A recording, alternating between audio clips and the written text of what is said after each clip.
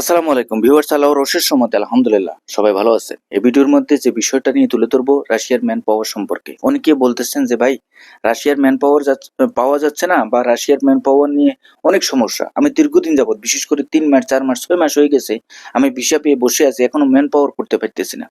তার মানে হচ্ছে আপনি রাশিয়ার ম্যান পাওয়ার নিয়ে যে সমস্যাটার মাঝে পড়ে আছেন সে বিষয়ে খোলাসা কিছু কথা বলার জন্য, বা আসলে রাশিয়ার ম্যান পাওয়ার দিচ্ছে কিনা।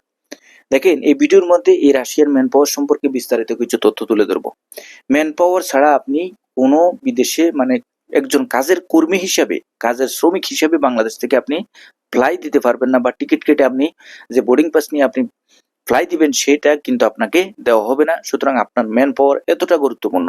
আর এই ম্যান পাওয়ার করার ক্ষেত্রে বিদেশ যাত্রায় যদি কোনো ধরনের সমস্যা হয়ে যায়, সেটা শুধুমাত্র সে ব্যক্তি বুঝে যা কিনা সম্পূর্ণ কাজকর্ম শেষ করার ভিসা পাওয়াতে থেকে শুরু করে সম্পূর্ণ বিষয়বস্তু কমপ্লিট করার পরবর্তী পর্যায়ে যখন এই ম্যান পাওয়ার নিয়ে আপনি সমস্যায় জর্জরিত হয়ে যাবেন, তখনই আপনি আরো ভিতরে একটা হতাশা বিরাজ করবে যে না, কি করলাম বা কি হতে যাচ্ছে। সম্পূর্ণ সবকিছু টাকা পয়সা সব কমপ্লিট করে দেওয়ার পরেও শুধুমাত্র ম্যান পাওয়ার নিয়ে আমি যেতে পারতেছি না, তার মানেটা কি? এই দুঃখ বা কষ্টটা কিন্তু সবার ভিতরে এই কাজটা করে।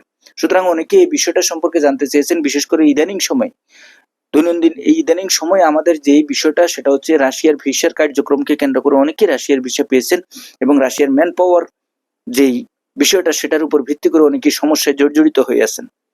মূল প্রথম যে কথাটা, আমি যদি একজন সাধারণ ক্লায়েন্ট বা আমি যদি একজন সাধারণ আবেদন কর্মী হয়ে থাকি, যেমন ধরেন আমি কোনো এজেন্সির মাধ্যমে আবেদন করে আমি রাশিয়ার ভিসাটা পেয়েছি, এবং রাশিয়ার ভিসাটা পাওয়ার পরবর্তী পর্যায়ে আমি টাকা পয়সা সম্পূর্ণ সবকিছু আমি পরিশোধ করলাম। আমি পরিশোধ করার পরবর্তী পর্যায়ে এখন ম্যান পাওয়ারের জন্য আমি অপেক্ষা করতেছি। এখন যার কাছে আপনি আবেদন করেছেন বা যে এজেন্সি আপনার জন্য আপনার হয়ে কাজ করে আপনার রাশিয়ার ভিসাটা করে দিয়েছে, রাশিয়ার সফলতা আপনাকে এনে দিয়েছে, তার সাথে আপনাকে যোগাযোগ করতে হবে। আপনি যদি মনে করেন যে আপনি নিজে নিজে ম্যান পাওয়ার বা নিজে নিজে কোনো ব্যক্তি বা মাধ্যম ধরে আপনি রাশিয়ার ম্যান পাওয়ার করবেন বা ম্যান পাওয়ারের জন্য আপনি নিজে চেষ্টা করবেন, সেটা কিন্তু সম্ভব না। যিনি আপনার ভিসা করে দিয়েছে উনি আপনাকে ম্যান পাওয়ার করে দিতে হবে, এবং উনি ওই এজেন্সি আপনার জন্য আপনার হয়ে ম্যান পাওয়ারের কাজ সম্পূর্ণ করতে হবে, এ টু জেড সম্পূর্ণ সবকিছু। বর্তমান সময়ে এসে ম্যান পাওয়ারের যে সমস্যাটা, সেটার জন্য আমাদের বাংলাদেশ সরকার যে পদক্ষেপ নিয়েছে সেটা নিয়েও কিন্তু কিছু ত্রুটিযুক্ত সমস্যা জর্জরিত হয়ে রয়েছে। প্রত্যেকটা কাজে কাজে স্টেপ বাই স্টেপ কিন্তু অনেক ধরনের জালিয়াতি বাংলাদেশে ছড়িয়ে ছিটিয়ে আছে, যা কিনা আমরা সহজ সরল ভাবে সরেজমিনে খোলা চোখে আপনি কখনো দেখবেন না। প্রত্যেকটা জায়গায় কিন্তু জালিয়াতি বা দুর্নীতি জড়িত রয়েছে, যার কারণে এই সমস্ত কাজের ক্ষেত্রেও কিন্তু সঠিকভাবে সুন্দরভাবে অল্প সময়ের ভিতরে আমরা করতে পারি না।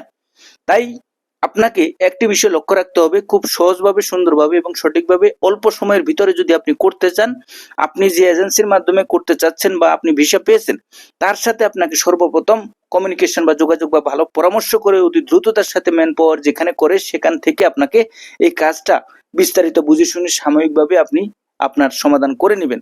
তারপরেও যদি আপনার কোনো ধরনের এই কাজটা না হয়, আপনি আপনার জেলাভিত্তিক যে কারিগরি প্রশিক্ষণ কেন্দ্র আছে এই সমস্ত কারিগরি প্রশিক্ষণ কেন্দ্রে যোগাযোগ করবেন। সাথে সাথে আপনি যে ভিসা পেয়েছেন সেই ভিসার কপি নিয়ে আপনি আপনার জেলাভিত্তিক যে কারিগরি প্রশিক্ষণ কেন্দ্র আছে সেখানে আপনি যোগাযোগ করার পরবর্তী পর্যায়ে তারা দ্রুততার সাথে আপনার কাজটা করে দিবে, এই ধরনের প্রতিশ্রুতি তারা দিয়ে থাকবে।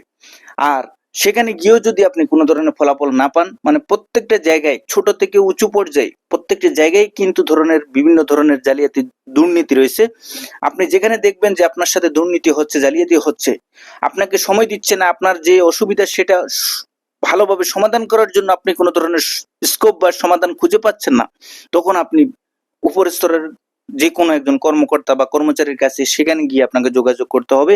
মূলত বিষয় হচ্ছে এই সমস্যার সমাধান করার জন্য আপনাকে নিজে থেকেই কিন্তু ভালোভাবে উৎপ্রতভাবে উঠে পড়ে লাগতে হবে, নতুবা অন্য কেউ এসে আপনার এই সমাধানটা করে দিবে না। এবং যদি কোনো এজেন্সি আপনাকে আশ্বস্ত দিয়ে থাকে, মানে যার মাধ্যমে আপনি ভিসা পেয়েছেন তার কাছ থেকেও যদি আপনি ভালোভাবে একটা আশ্বাস বা আপনি একটা ভরসা করতে পারেন যে এজেন্সি আমাকে ভিসা করে দিয়েছে, উনি আমার জন্য আমার হয়ে ম্যান পাওয়ারটাও করে দিবে, সম্পূর্ণ কাজকর্ম উনি আমার জন্য করে দিবে, এ ধরনের বিশ্বাস বা আশ্বাস যদি আপনার ভিতরে থেকে থাকে, তাহলে আপনি সেই এজেন্সির সাথে দ্রুততার সাথে ভালোভাবে পরামর্শ করে নেবেন যে ভাই আমার কাজটা যেন দ্রুততার সাথে করে দেন, আমার ভিসার পরিস্থিতি বা ভিসার সর্বশেষ পর্যায়ে এসে কিন্তু 2 থেকে 3 মাস, 4 মাস, 5 মাস, 6 মাস হয়ে গেছে।